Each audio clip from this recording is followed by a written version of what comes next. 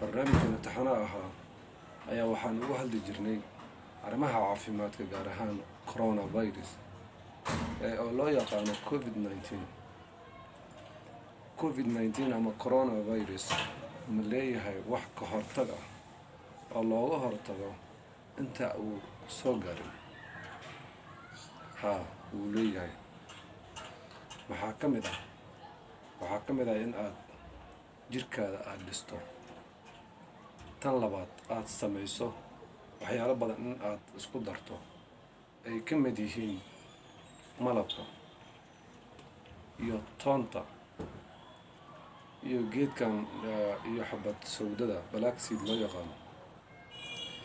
iyo waxaad samayn kartaa qorfaha iyo geedka la yiraahdo dhagiyaraha ayaa waxaad samayn kartaa intaad kariso aad karkariso oo sidii shaay ahaan aad u kariso ayaa waxaad samayn kartaa maalintii ilaa 3 koob ayaad ka cabi kartaa.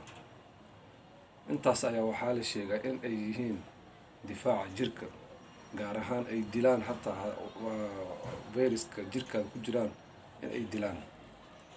marka barnaamijkeena maanta intaas ayaan kusoo qaadanaynaa walaalayaal. arrimahaas aan soo sheegay fadlan qaata si ay kugu noqoto difaac. assalaamu calaykum waraxmatullaahi wabarakaatuh.